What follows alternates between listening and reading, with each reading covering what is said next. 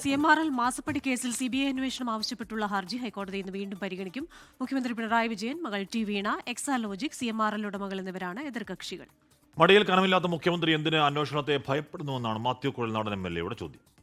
മുഖ്യമന്ത്രി എനിക്ക് എൻ്റെ മടിയിൽ കനമില്ല, എൻ്റെ കൈകൾ ശുദ്ധമാണെന്ന് 4 വട്ടം പറയുന്ന മുഖ്യമന്ത്രി എന്തിനാണ് ഒരു അന്വേഷണത്തെ എതിർക്കുന്നത്, അന്വേഷണത്തെ ഭയപ്പെടുന്നത്? എനിക്ക് നേരെ പിണറായി വിജയൻ സർക്കാർ വിജിലൻസ് അന്വേഷണം പ്രഖ്യാപിക്കുന്നു എന്ന വാർത്ത വന്നപ്പോൾ, നിങ്ങളെപ്പോലുള്ളവർ എന്നെ സമീപിച്ചപ്പോൾ എൻ്റെ ആദ്യ പ്രതികരണം ഏത് അന്വേഷണത്തെ ഞാൻ സ്വാഗതം ചെയ്യുന്നു എന്നുള്ളതാണ്. എനിക്കെതിരെ വിജിലൻസ് അന്വേഷിക്കാൻ തുടങ്ങിയിട്ട് വർഷങ്ങളായി. അതിനെതിരെ കോടതിയിൽ പോയി ഞാൻ നിഷേധിക്കാൻ ഞാൻ അവരുമായി സഹകരിച്ച ഏത് അന്വേഷണമായിട്ട്, കാരണം എന്ത് അന്വേഷണം എൻ്റെ മേൽ നടന്നോട്ടെ. വിപിൻ സിവിജയൻ വിപിൻ, ഈ എന്താണ് വിജിലൻസ് അന്വേഷണം ആവശ്യപ്പെട്ട് ഹൈക്കോടതിയിലും സുപ്രീം കോടതി വരെ പോയിട്ടും കനത്ത തിരിച്ചടിയേറ്റ വ്യക്തിയാണ് കേട്ടോ മാത്യു കുഴൽനാടൻ. ഇപ്പം എന്താണ് അടുത്ത മാത്യു ഉദ്യമം? Vipin, good morning.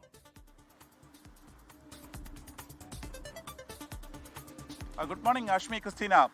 വീണ്ടും മാസപ്പടി കേസ് ഹൈക്കോടതിക്ക് മുൻപിൽ എത്തുകയാണ്. കഴിഞ്ഞ തവണ പരിഗണിച്ചപ്പോൾ അത് മാറ്റിവെക്കുകയായിരുന്നു. അപ്പോൾ ഈ മാസപ്പടി കേസിൽ CBI അന്വേഷണം വേണം എന്നാവശ്യപ്പെട്ടുകൊണ്ടുള്ള പൊതു താൽപര്യ ഹർജിയാണ് ഇന്ന് അഹമ്മദ് മുസ്താഖിന്റെ ബെഞ്ച് പരിഗണിക്കുക. ഇത് മാധ്യമപ്രവർത്തകനായ MR അജയനാണ് ഈ ഹർജി നൽകിയിരിക്കുന്നത്. ഇതിൽ വിജിലൻസ് അന്വേഷണം വേണമെന്നുള്ള ആവശ്യം നേരത്തെ തന്നെ കോടതി തള്ളിയിരുന്നു. ഇപ്പോൾ ഇതാ CBI അന്വേഷണം വേണം എന്നുള്ള ഒരു ആവശ്യമാണ് ഇതിൽ മുന്നോട്ട് വയ്ക്കുന്നത്. ഈ പറഞ്ഞതുപോലെ തന്നെ എക്സാലോജിക്ക് മുഖ്യമന്ത്രിയുടെ മകൾ ടി വീണ, CMRLന്റെ ഉടമകൾ എന്നിവരാണ് ഇതിന്റെ എതിർ കക്ഷികളായിട്ടുള്ളത്. ഇതിൽ മുഖ്യമന്ത്രിയും ടി വീണയും ഇതിൽ സത്യവാങ്മൂലം നൽകിയതാണ്.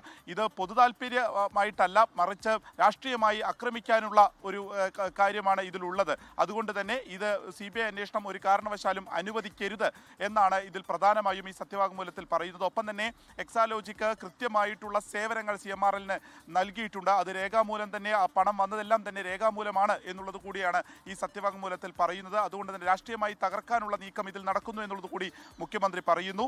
ഈ സുപ്രീം കോടതിയിൽ നിന്ന് വരെ മാത്യു കുഴൽനാടൻ MLAക്ക് ഇതിൽ തിരിച്ചടി ഉണ്ടായത് ഒക്കെ നമ്മൾ കണ്ടതാണ്. ഇപ്പോൾ ഇന്ന് ഹൈക്കോടതി ഈ കേസിൽ എന്ത് പറയും എന്നുള്ളതും വളരെ നിർണായകം തന്നെയാണ്. ആഷ്മി, ലോകത്തെവിടെയായാലും ഏത് സമയത്തും 24 വാർത്തകളും ഓഗ്മെന്റഡ് റിയാലിറ്റി പാക്കേജുകളും എക്സ്പ്ലെയിനറുകളും വിശദമായി കാണാൻ ഞങ്ങളുടെ YouTube ചാനൽ നിങ്ങൾക്ക് സബ്സ്ക്രൈബ് ചെയ്യാം.